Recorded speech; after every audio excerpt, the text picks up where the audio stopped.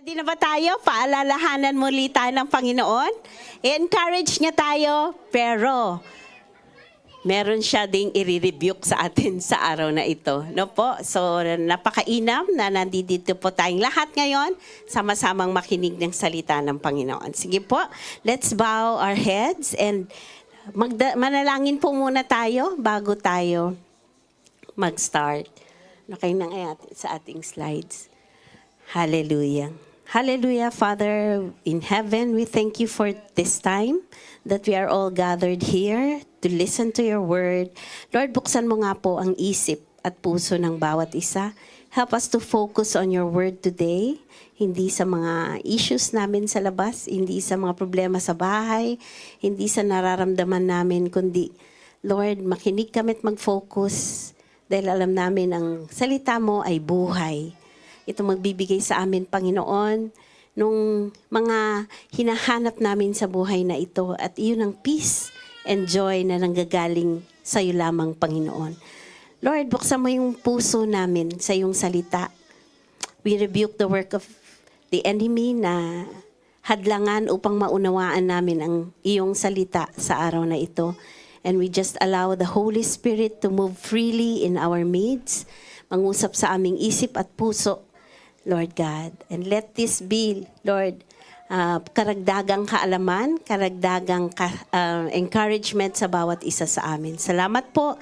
Ito ang aming dalangin sa pangalan ni Jesus. Amen. Okay, so ang ating pong topic for today is spiritual thermometer. Tingnan mo yung katabi mo. Mainit ba siya o malamig? Mainit daw. So mainit ang panahon, di natin alam kung magsisweater tayo o mag-short sleeves daw po ba. Kaya yan ang pag-aaralan natin today. So nasa Book of Revelations po tayo na alam po natin ang Book of Revelations ay sinulat ni John. Okay. So, habang si John ay naka-exile sa Patmos, yung maliit na isla, dahil siya nga po ay hinuli, nagbigay ng vision si Lord sa kanya na sumulat ng Book of Revelation. And sa chapter 2 and 3, makikita natin na sumulat si John para sa mga churches na ito. So, babanggitin ko lang, just a quick introduction. So, to the Church of Ephesus, yung church ng Ephesus ay tinatawag na loveless church. Biruin nyo, church pero walang pagmamahal.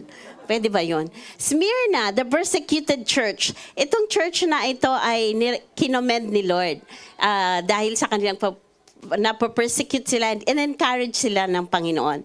Sa church ng Pergamos, the compromising church. Nako, kumbaga, compromising church, no? Thyatira, the corrupt church. Yung Sardis, the dead church. Philadelphia, the faithful church. Pinuri ng Panginoon ang Philadelphia church. At ang pag-aaralan natin ngayon, Laodicea o Laodicea, the lukewarm church. Tingnan nyo, church, puro sila nasa church. And yet, loveless, persecuted, okay yan, kasi ang Panginoon naman talaga, sabi niya, mapapersecute tayo. Compromising, corrupt, dead, faithful, at dito tayo sa lukewarm church. So, two churches talagang pinuri ng Panginoon, ang Smyrna and Philadelphia. Lahat ng churches na to, meron siyang mabuting nasabi at kinorek. Pero dito sa church ng Laodicea, ito lang yung church na wala siyang pinuri. Ni-rebuke lang niya. Ibig sabihin, wala siyang nakitang mabuti sa church ng Laodicea. Okay, so, sabi sa sulat, okay po, can we read all together? Medyo mahaba po ito. I will read the whole verse 14 to 22.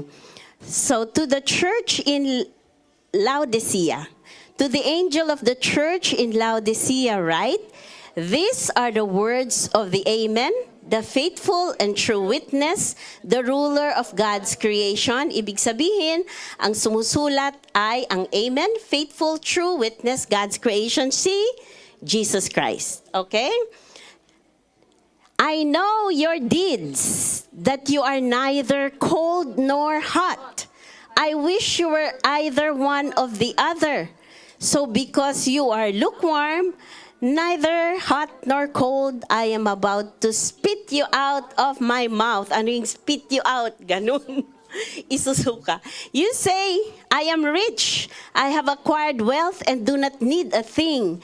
But you do not realize that you are wretched, pitiful, poor, blind, and naked.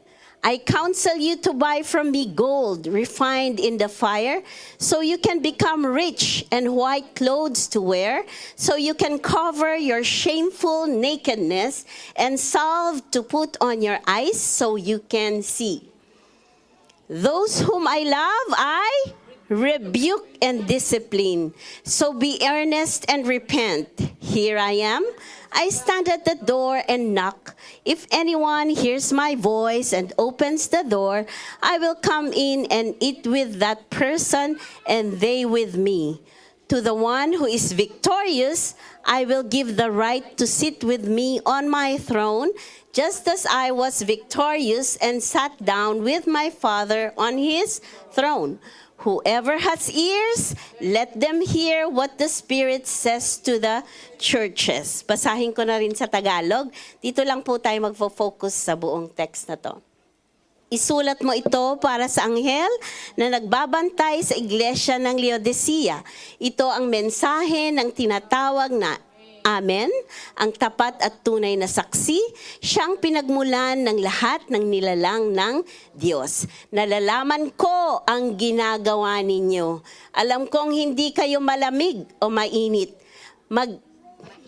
Maigi sana kung mainit kayo o malamig, ngunit maligamgam kayo, kaya isusuka ko kayo.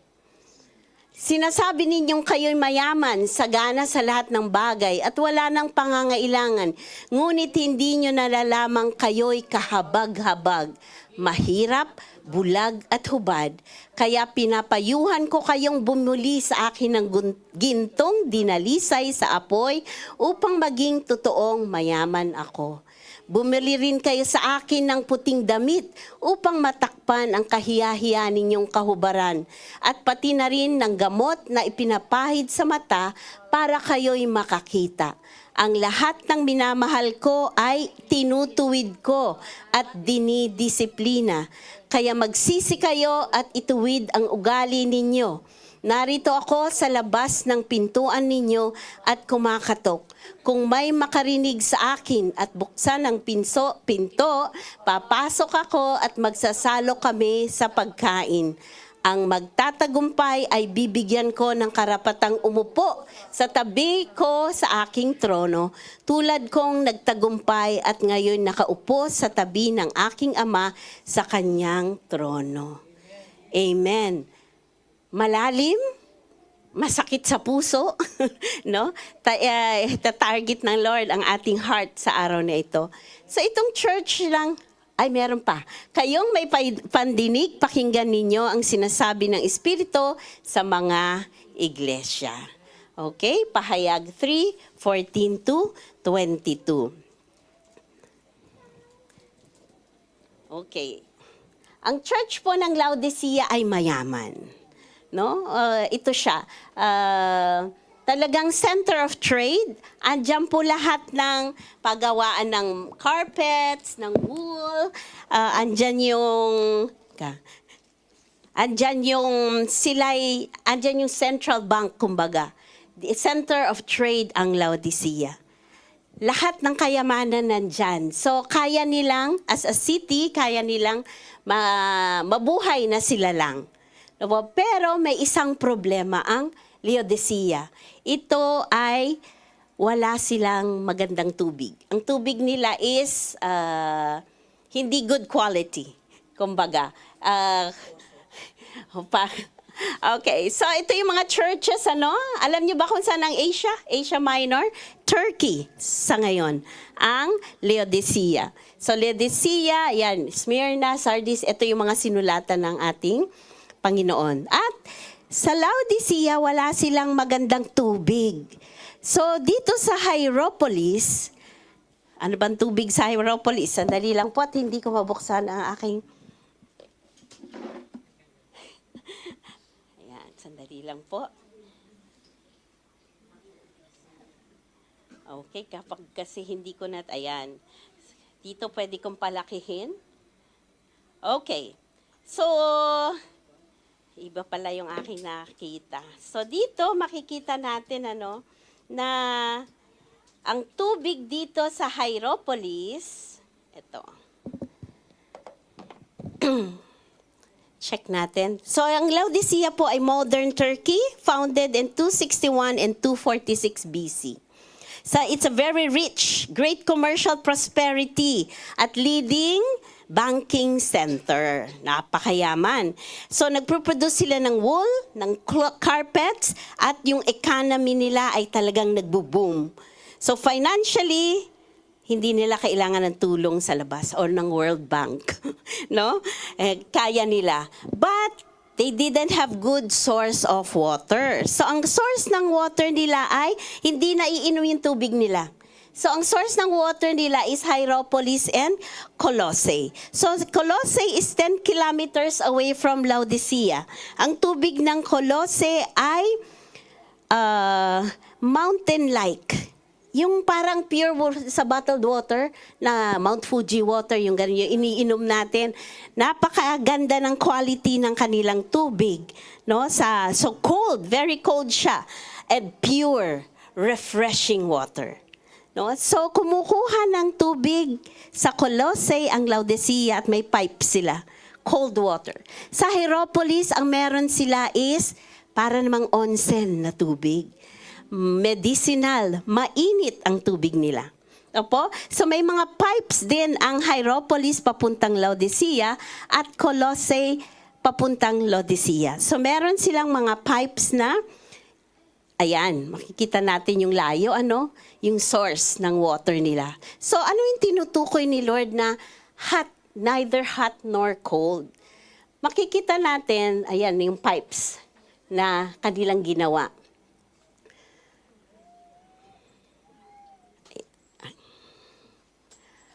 Okay.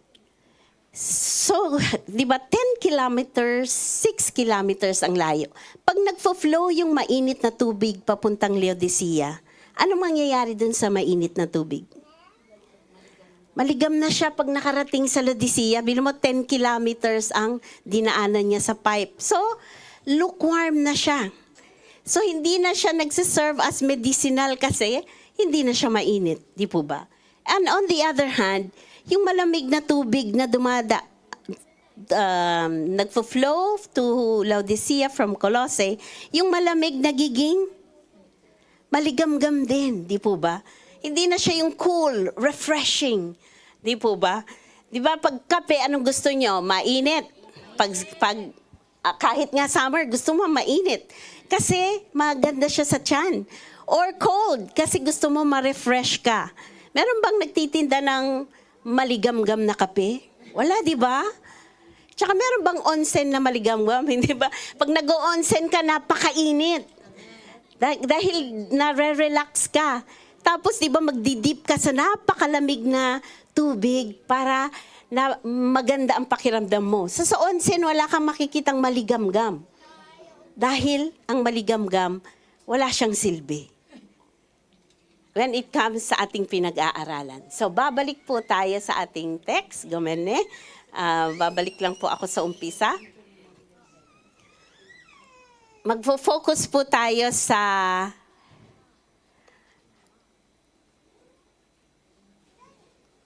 ayan. Dito tayo mag-focus. So, makikita natin bakit sinabi ng Panginoon isusuka kita. I know your deeds, that you are neither cold nor hot. I wish you were either one of the other, because you are lukewarm. So ikinumpara niya sa tubig ang iglesia ng Laodicea. Dahil sila ay, ano kayang ibig sabihin ng lukewarm? Hindi kayo mainit nor malamig. Nung una, I had interpretation ng text na to. Ang akala ko dati, wini-wish ba ni Lord na maging cold tayo sa ating faith? or hot? Hindi pala. Ang hot na pananampalataya, nakaka-encourage ka. Or pag cold naman, nakaka-refresh ka. Di po ba? So yung faith mo, neither hot nor cold, sabi niya, isusuka kita. So ayaw ng Panginoon po na tayo ay maging lukewarm. Sa ating, ano ba yung pagiging lukewarm? No? So makikita natin yung mga inaddress ay sa church. Ibig sabihin yung mga nasa church, nakakakilala na kay Lord kagaya natin. Amen? Alam nila ang Diyos, pero lukewarm sila kagaya ng tubig nila. Yung tubig kasi ng Laodicea is lukewarm at hindi siya nga good for drinking. Kaya doon ikinumpara ng ating Panginoon. So winarningan niya sila na sila ay isusuka kapag sila ay lukewarm.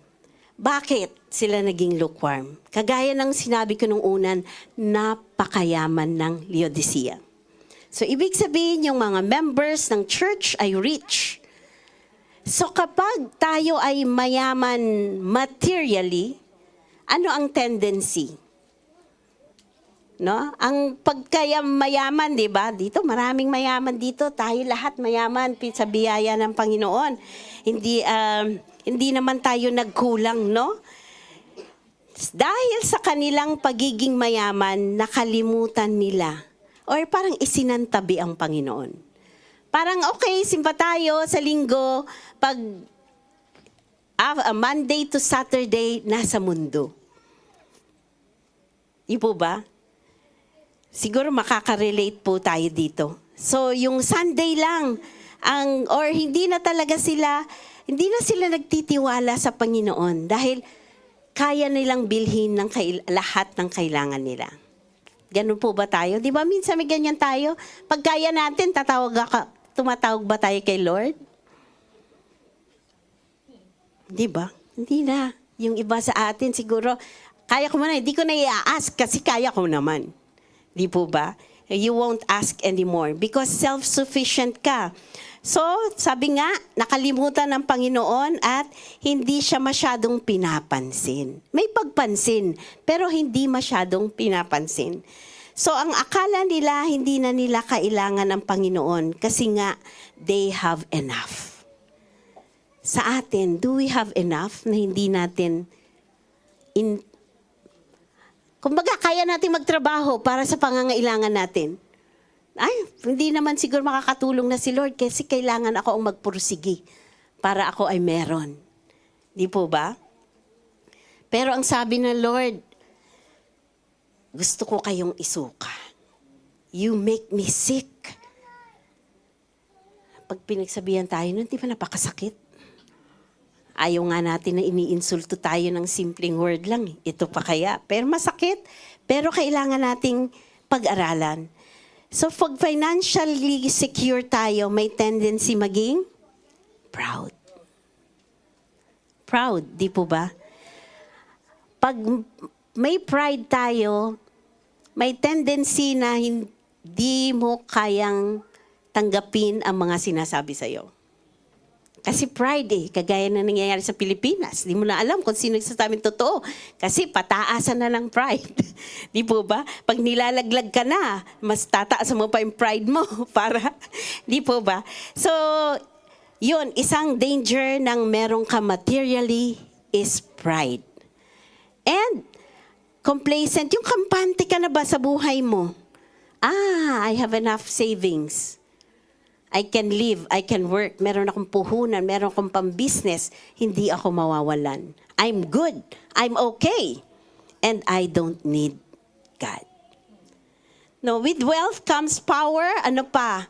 Yung church ng Laodicea, naging useless yung service nila sa Panginoon.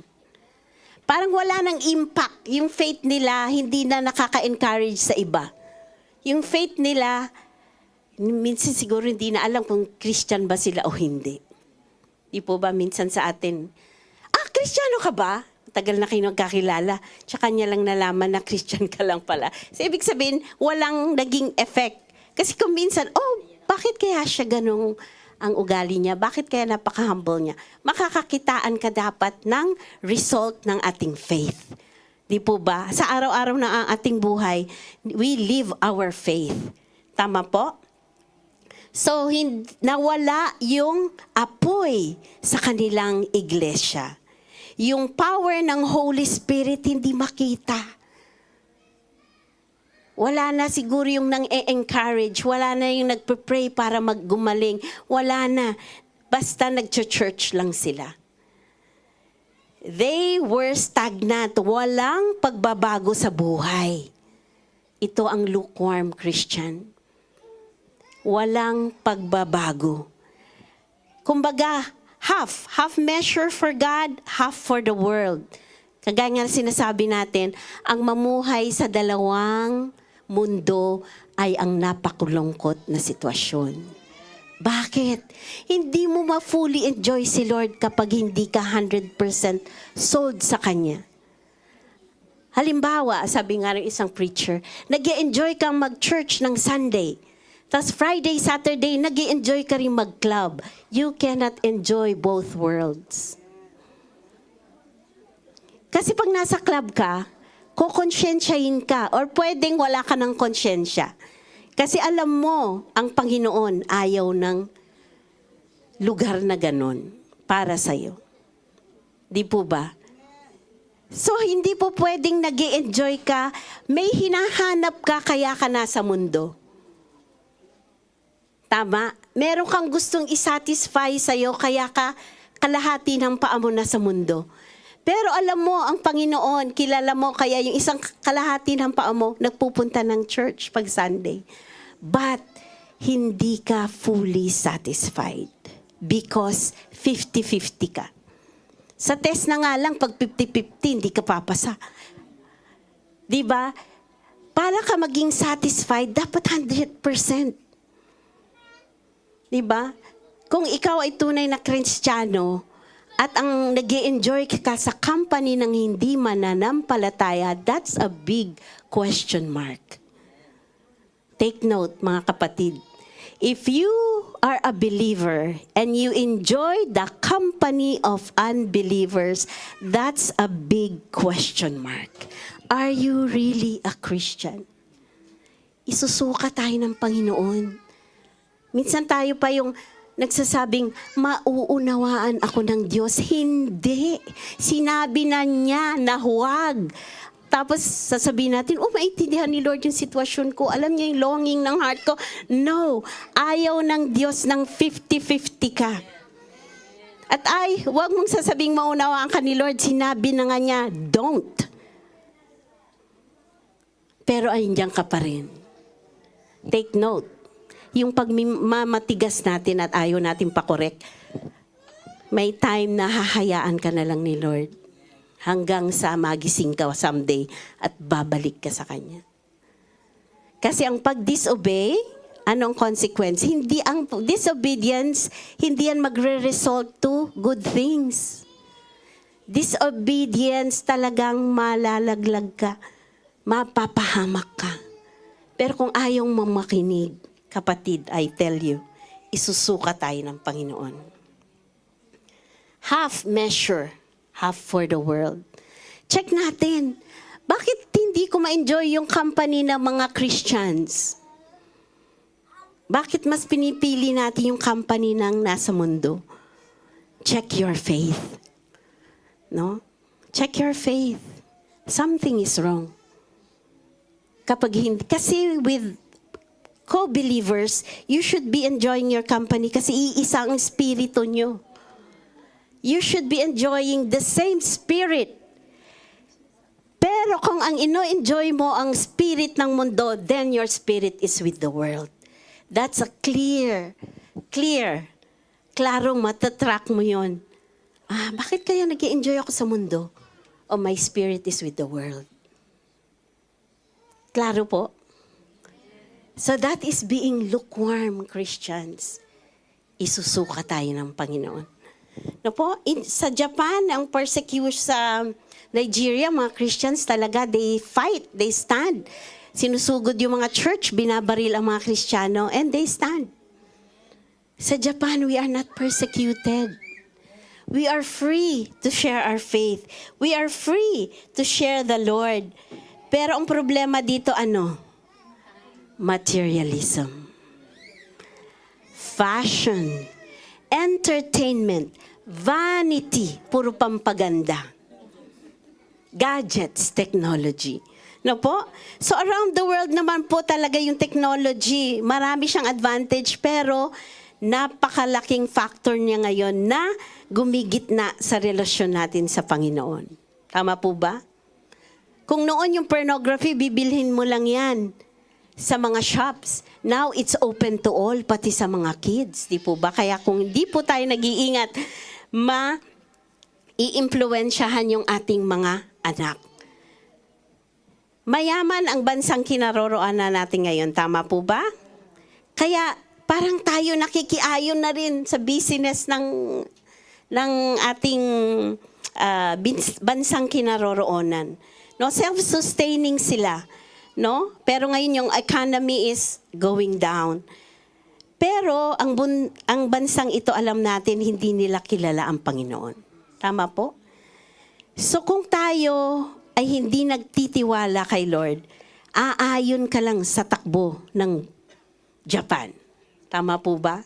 Aayon ka lang. So kung anong meron, anong masaya, anong sineselebrate, nakikiselebrate ka rin kahit hindi mo alam kung ano yung sineselebrate. No? Self-sustaining sila, they don't need to know the true God kasi ang dami-dami nilang Diyos. Yun ang alam nila. Pero ikaw, iba ang alam mo. Kaya dapat tayo ang nagpapaalam sa kanila. So may tendency, no, ma-influensyahan tayo ng materialism ng mundong ito. Napakaraming bagay dito. Buy and tapon. Hindi na nga sell. Yung iba sinisell, pero ngayon buy and throw. Buy and throw. Sa dami. Hindi mo pa nga mapagkasya lahat sa cabinet mo, lahat ng mga gamit. Di po ba? Pwede tayo ngayon mamili ng mga mumurahing mga damit. Pwede ka magpalit ng damit every Sunday. Na hindi mo na uulitin. Pagkatapos sa linggo, tapon sa kahon, padala. Di po ba? So, napaka-blessed natin materially. But how are we spiritually? No? Kailangan malaman ng Panginoon, ng mga tao na we take God seriously. Na makita nila sa buhay natin na siniseryoso natin si Lord. Na hindi tayo namumuhay na parang hindi natin kilala ang Panginoon. We won't fully enjoy our life if we live half. Truly, totoo po yan. Kasi if you are 100% sold kay Lord, mas madali ang buhay. Kasi napakaraming pangako ng Panginoon na pwede mong asahan. O wag kang mag-alala. O di ba napakasarap? Pag hindi ka niya pababayan, o di ba napakasarap sa puso natin? Wala akong alalahanin, problema na ni Lord yan. Siya ang aasikaso, mag-iintay lamang ako sa sagot niya. Hindi mo kailangang magtrabaho talaga na magtrabaho para sa lahat ng iyong pangangailangan. Kasi yung budget mo, i-extend yan ni Lord. Maraming blessing na darating na hindi mo inaasahan. Pero kahit anong sabihin ko dito, kung hindi mo susubukan si Lord, wala ring mangyayari. Di po ba? We are here to testify the goodness of the Lord. Pero nasa inyo yan kung papaniwalaan nyo at hindi. Pero bilang mga anak ng Diyos, you should believe. So what does Jesus think of Laodicean church? So in spirit, ano nang sabi ni Lord kanina? Sabi dito, you have worded, do not need, but you do not realize that you are wretched, pitiful, poor, blind, and naked. Ano nga ba ang Tagalog ng wretched? Nilagay ko yun. Nawala yung aking Tagalog. Anyway, miserable, kaawa-awa, mahirap, bulag, at hubad. Kahabag-habag ang wretched. So, sinasabi niya dito, mayaman ka nga, akala mo, pero ikaw ay kahabag-habag, kaawa-awa, poor, ang hirap mo, bulag ka at hubad. So tingnan nyo sa tingin natin, we are good, we are okay, I have everything. Kasi minsan may wrong notion tayo na kapag materially blessed tayo, parang, ay, siguro pinagpapala ako ng Panginoon. Siguro napakabait ko, kaya siguro maganda yung mga ginagawa ko, kaya pinagpapala ako ni Lord. Pero hindi, sa mata ng Panginoon, kapag kahit, di ba yung material blessings is for us to bless other people, to use it for the glory of God. Kaya nga sabi, di ba, sa Proverbs 38:9, keep falsehood and lies far from me. Give me neither poverty nor riches. Sabi ng sumulat, huwag mo akong paghirapin o bigyan ng kayamanan. Ibigay mo lang yung pangangailangan ko sa araw-araw. Kasi baka makalimutan kita at tanungin ko, who is Lord? Or I may become poor and steal and so dishonor the name of God. So yung sumulat ng Proverbs is, humihiling lang siya ng sapat. Kasi nga pag sobra-sobra, may tendency kalimutan mo si Lord. Or pag hikahos ka naman, may tendency talagang magnakaw ka. Tama po? So yun lang ang hingin natin sa Panginoon. Huwag sobra-sobra. No? Kasi tingnan natin, anong nangyari sa billion, it won't even satisfy. Kahit trillion won't satisfy. The more you have, the more nagugustuhin mong magkaroon pa pag wala ka sa Panginoon. Kaya wag po nating naisin ang magkaroon ng maraming pera kung hindi natin ito gagamitin for the glory of the Lord. Tama po? So sabi niya, sila ay kahabag-habag spiritually. No po? So, mas mahalaga talaga sa Panginoon ang ating spiritual health. Spiritual health is very important sa Panginoon. So, what do you think if God, pag inisip kaya ni Lord ang Kawagowe Church, ano kaya ang sasabihin niya sa atin? Ano kaya ang sasabihin niya sa iyo? Would He commend us? Oh, ang anak kong yun, napakatapat, napaka-faithful. Pero, may pero, di po ba? O, kasi hindi naman tayo perfect, meron talagang i-correct sa atin si Lord. Pero, dapat 100% tayo kay Lord. Di po ba? Sold sa Kanya. Kaya sabi ng Panginoong Diyos, I counsel you to buy from me gold. Ano yung tatlong advice ni Lord? Sabi niya, kung kayo ay mahirap, poor spiritually, I counsel you to buy from me, get from me. Kumuha kayo sa akin ng ginto. Ano ba yung gintong yan? Di ba yung ginto talagang, yung purong ginto ay dinadarang sa apoy para maalis yung mga impurities, para pure gold siyang masasabi. So anong ibig sabihin na yun?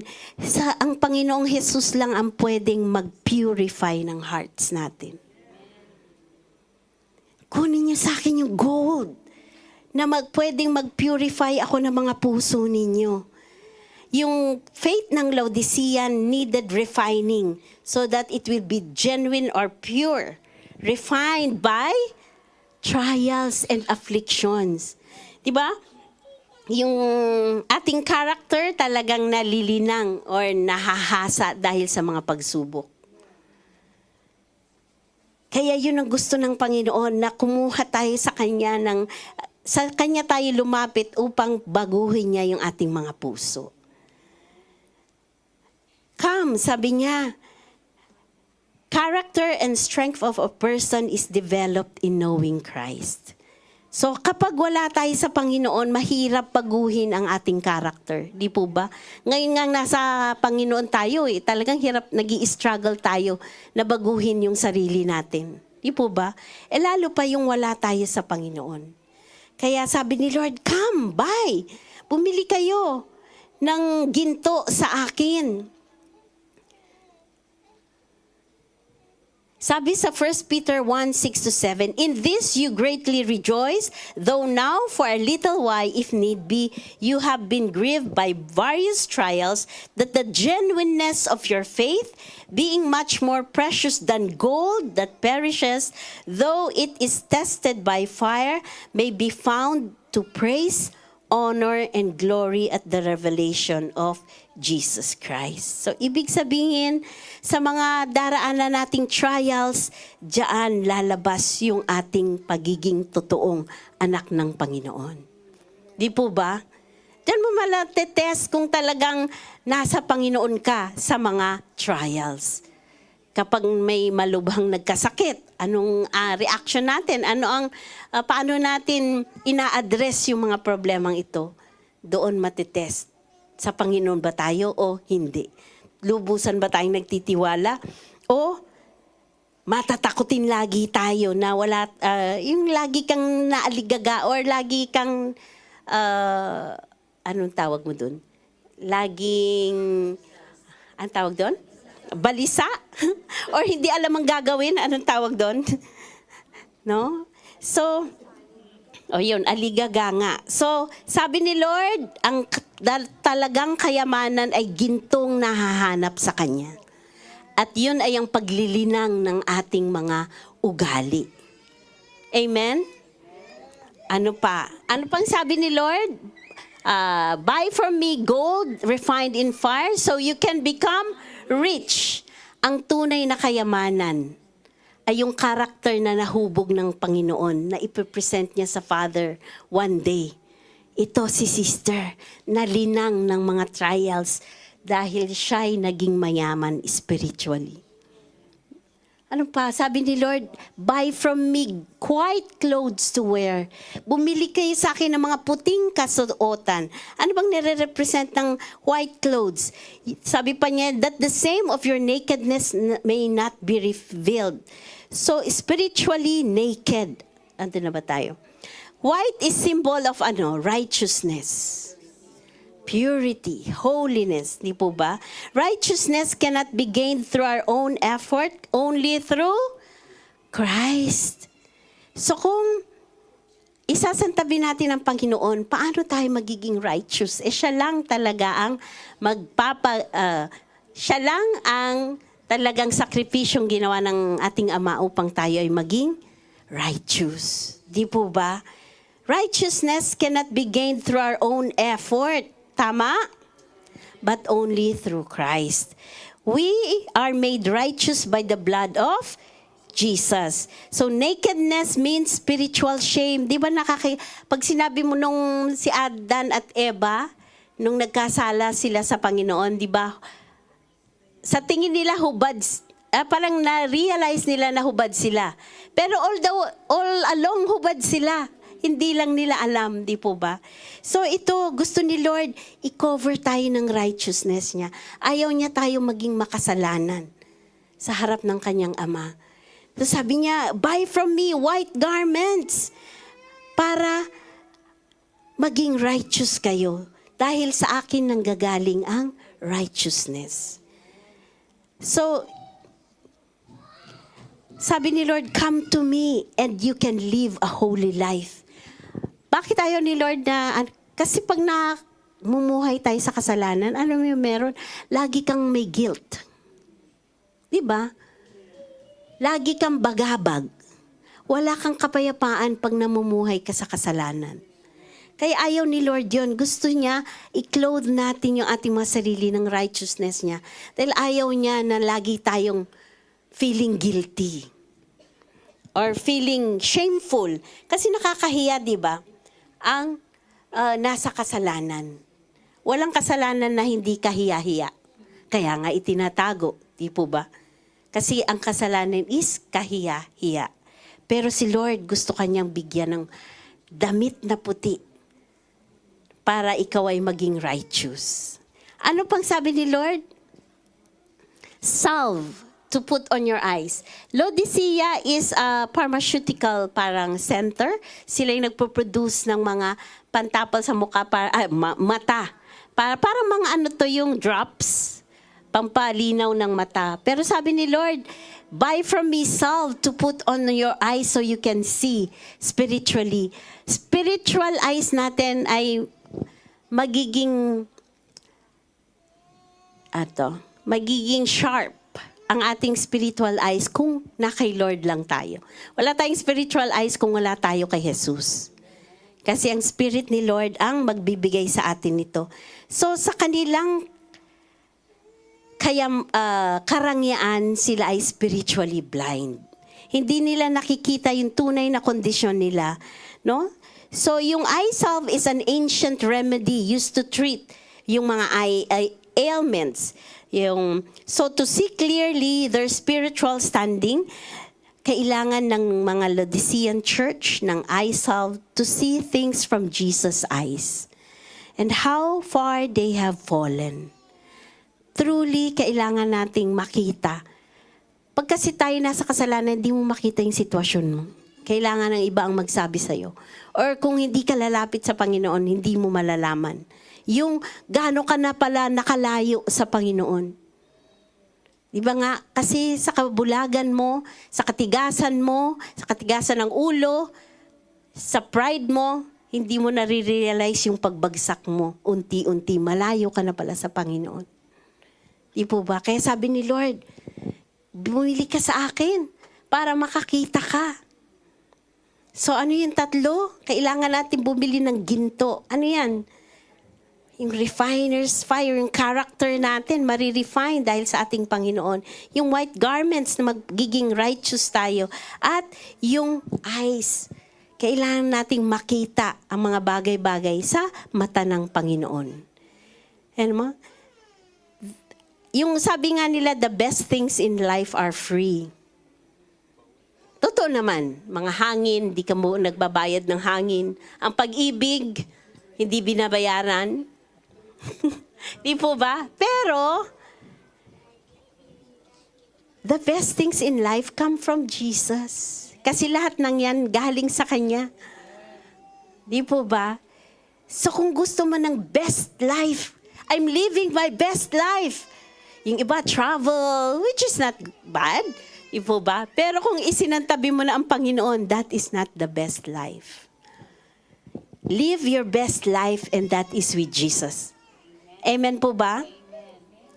He has everything we truly need. Tama po ba? Sa mundo, physical na, material na bagay. Yung mga ibibigay sa'yo ng Panginoon, spiritual na bagay, kaaya-aya, yung joy, yung peace, yung love, yung patience, manggagaling lahat yan sa ating Panginoon. Amen? We can't fully enjoy Him if we only give part of our life. Kaya minsan nabobored ka, boring naman sa church. Parang, 2 hours makikinig, ang haba naman nun. No? Pag gano'n ang pakiramdam mo, check yourself. Are you really with the Lord or not? Kasi pag part lang talaga, 100%, hindi ka mag-e-enjoy sa gawain ng Panginoon. So God's encouragement, sabi niya, di ba? To whom I love, I rebuke and discipline. I rebuke and discipline. Kaya huwag kang magalit. Kung sa pamamagitan minsan hindi si Lord directly may nagre-rebuke sa iyong kapatiran, huwag kang magalit.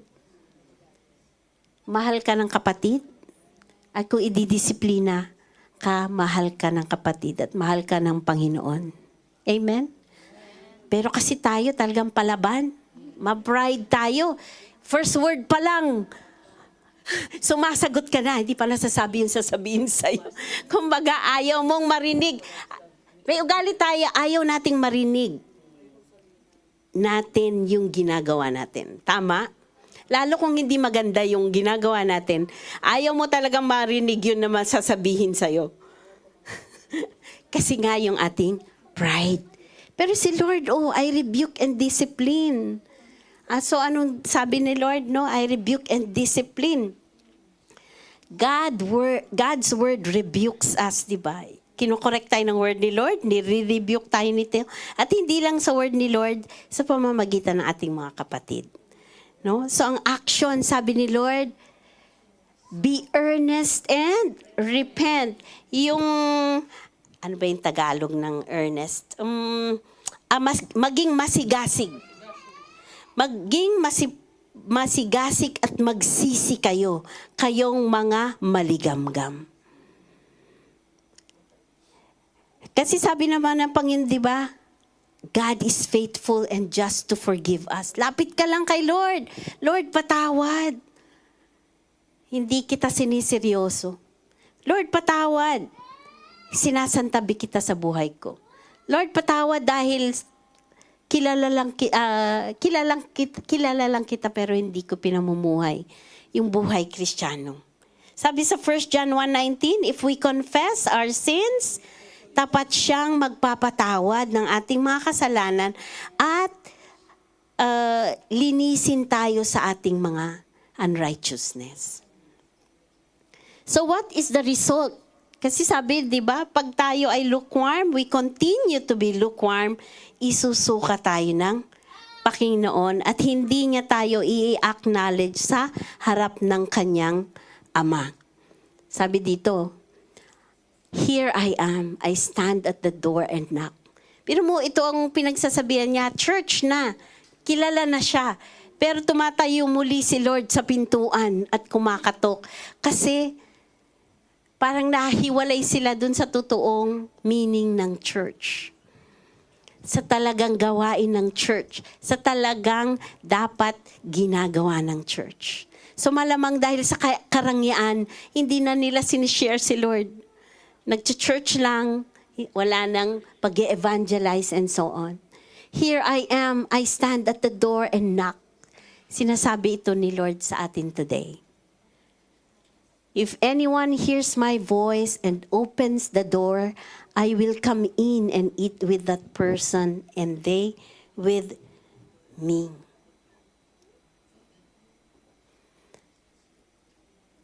So kapatid, kumakatok ngayon ang ating Diyos sa pintuan ng inyong mga puso. Sabi niya, kung bubuksan mo ito, papasok siya. I will come and eat with that person and they with me. Sa magtatagumpay, bibigyan ko siya ng karapatang umupo katabi ko sa trono. Dahil sa ang Panginoong Jesus ay naging victorious, nakaupo siya ngayon sa tabi ng kanyang Ama. Di po ba? At gusto ni Lord katabi niya tayo doon. Gusto niya may pagmalaki ka doon sa harap ng Panginoon. Kaya gusto niya bumili ka sa kanya ng ginto, ng puting damit, at ng tapal sa mata upang gumising ka sa iyong katayuan ngayon. No? Sabi, whoever has ears, lahat naman may tenga. Let them hear what the Spirit says to the churches. Ibig sabihin yung may tengang may pagsunod. Kasi lahat naman tayo may ears, pero yung iba ayaw makinig. Yung iba ayaw sumunod. So, yun lang sinasabihan ni Lord, yun lang gustong makinig, yung gustong magbago, yung gustong sumunod, let them hear what the Spirit says. Sige, sabihin mo ito sa kanila, sa mga may tenga. This is a warning. Di po ba? Sa ating lahat. And bilang as a church, let us hear yung message na yan because it is for us too. No po? Kasi may times kahit 100% sold tayo kay Lord, may chances na nagiging lukewarm ka sa Panginoon. Di po ba? Kaya let us check ourselves daily kasi napaka-serious nyo na. So according to Haley's Bible Handbook, no, Smyrna and Philadelphia, yung dalawang city na kinommend ni Lord, nag-i-exist pa rin sila ngayon. And still flourishing today, yung Izmir and Alese here in Turkey. So Izmir, napuntahan niya na ating pastor nung siya'y nag-work sa Turkey and it's still existing. No po? At yung Laodicea, ito na ang nangyari sa kanya, pero ang layo ko yata. Yung Laodicea ay ganito na siya. Wala na. Mga poste na lang po yung kaninang picture, di ba? Maraming trade, maraming nagbebenta, and so on. But yung ngayon, ito na yung theater, wala nang natira kundi mga poste lamang. So, dahil sa dami ng lindol na naranasan ng lugar na ito, nawala yung church. Yung original na picture na pinakita ko sa inyo, ito na yung nangyari sa kanya. Pero still, I believe, kung tapat ang iglesia, mananatili. Di po ba? Ang iglesyang tapat, mananatili. So towards the end of the letters to the 7 churches, ang laging ang sinasabi, pero I pray na lahat tayo dito may ears na at may pandinig tayo na makinig sa sinabi ng ating Panginoon today. Kailangan nating bigyan ng atensyon yung narinig natin today. So those who truly listen and seek understanding and allow God's word to take root in their hearts, yun ang mga may pandinig. At tayo yon. Amen? Lahat tayo rito may pandinig. No? So kung yung check natin mga kapatid, dahil individual naman ang ating relationship sa ating Panginoong Jesus, kamusta na yung passion mo sa ating Diyos? Umaapoy ba? Na kayang mag-touch pa ng life ng other people? May lamig ka ba na kaya mong i-encourage or palamigin ang isang sitwasyon na hindi kaaya-aya? Yung merong pang natatouch sa life mo, na merong pang nag-work yung faith mo, nakikita. So how is your conviction? Nagigilty ka pa ba or hindi na? Dahil pag gumawa ka ng kasalanan at hindi ka nagigilty, something is wrong. No po? Wala ang Espiritu ng Panginoon or nanahimik siya sa iyo dahil sa iyong katigasan. So nawawala kasi ang fire at purpose ng ating faith. Kaya tingnan natin, is the fire still there? Alam mo pa ba yung purpose mo kung bakit ka nasa Panginoon? Alam mo pa ba yung purpose mo kung bakit tinanggap mo si Lord? So sa mga kampante na sa ating mga pananampalataya, ang puso mo ay dapat magdesisyon. Kailangan mo na bang itong paapuyin ngayon sa Panginoon muli? Malapit na dumating talaga si Lord. Malapit na. Kaya ano po ang gagawin natin sa message ngayon? Ipapamuhay po ba natin? Pag-aapuyin po ba natin ating mga puso muli sa Panginoon? Or kampante lang muna, chill-chill? Walang chill-chill.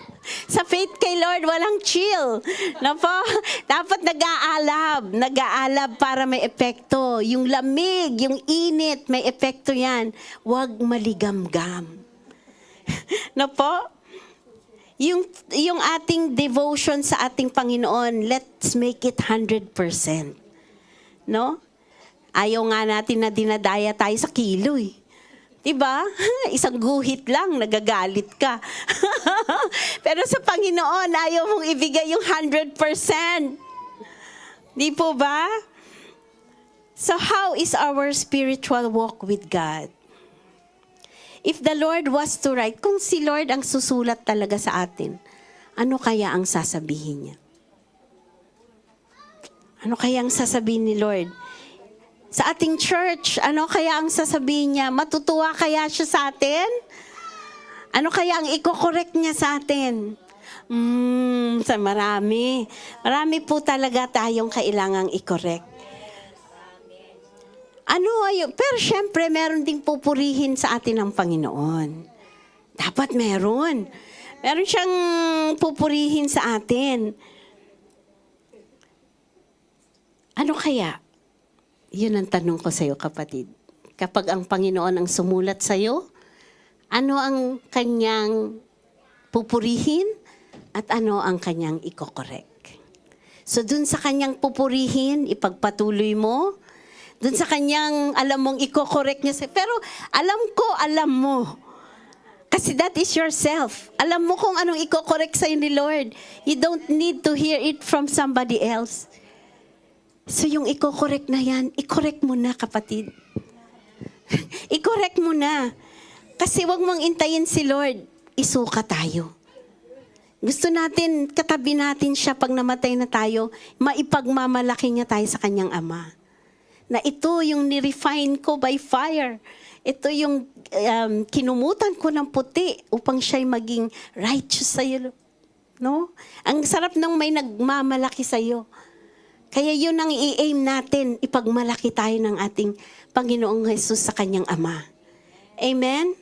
Hayaan mo na kung di ka purihin ng mga tao. Basta si Lord ang pumupuri sa'yo, okay ka na. Solve ka na. Di po ba? Dahil ang gusto natin, mas mahabang buhay kasama sa ang Panginoon.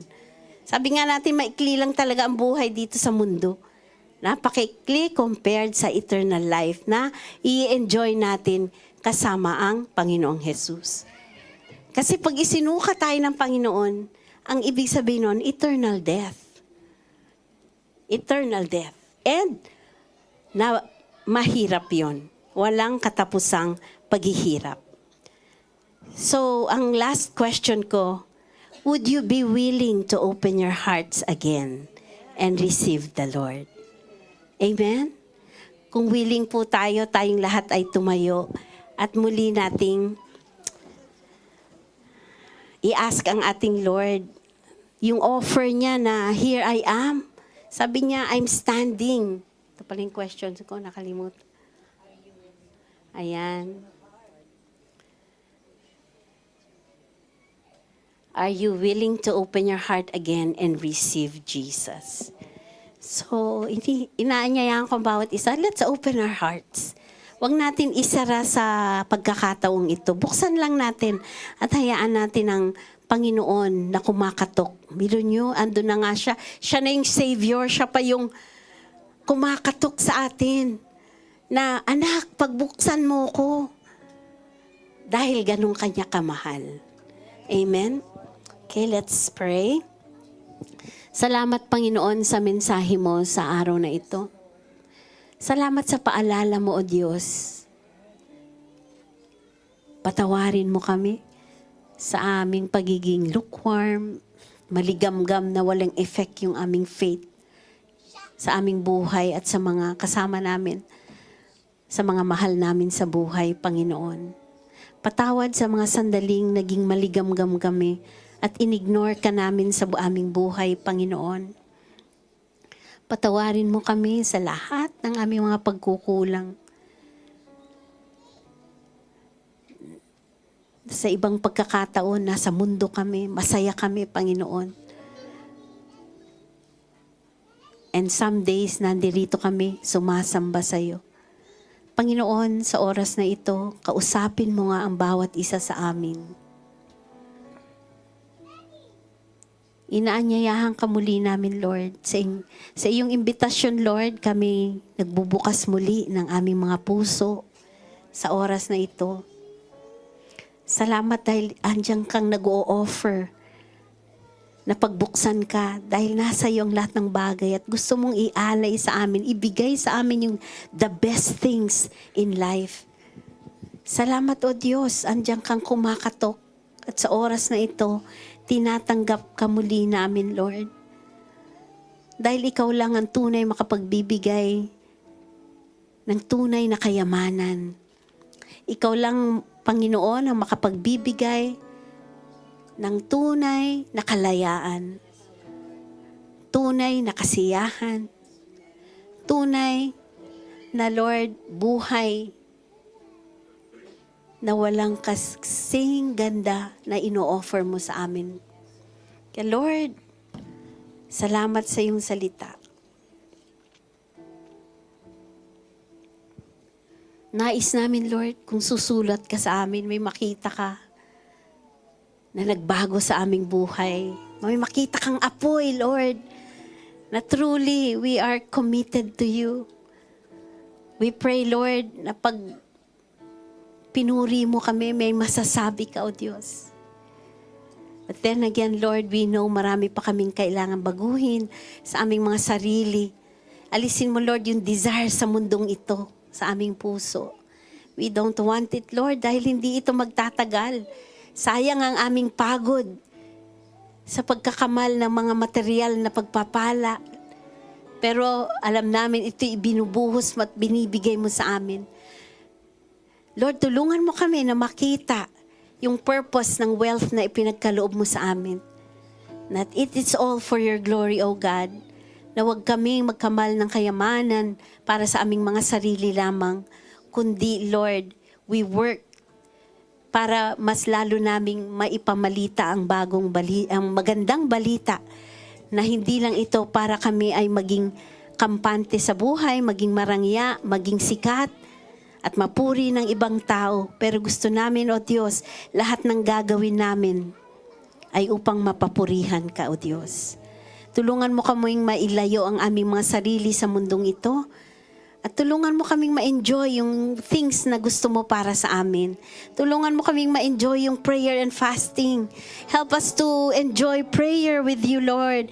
Help us to enjoy morning devotions, reading our Bible. Help us, Lord, na hindi namin, Lord God, baliwalain ang mga bagay na ito dahil ito ang pinakamahalaga sa iyo, Panginoon. Alisin mo yung pagkagusto namin at pagkahumaling sa mundo, sa mga material na bagay. Alisin mo ito sa puso namin. Ayaw namin, Lord. Gusto ka namin. Thank you, Lord Jesus, for your message today. And as we depart from this place, Lord, we pray na ikaw mismo, Panginoon, ang sumama sa amin at ipaalala yung narinig namin today. Na, Lord, ayaw naming isuka mo kami. Na lagi naming maalala ito, na maging reminder na gumawa kami lagi ng mabuti para sa iyo. At gusto namin someday, Lord, uupo kami sa tabi mo, sa trono, Lord God, na maghahari din kasama mo. Kaya Lord, thank you again for your message today. I pray that you have touched your people, and Holy Spirit, continue to speak to my brothers and sisters. This I pray in Jesus' name. Amen. Palakpakan po natin ang Panginoon sa kanyang mensahe today.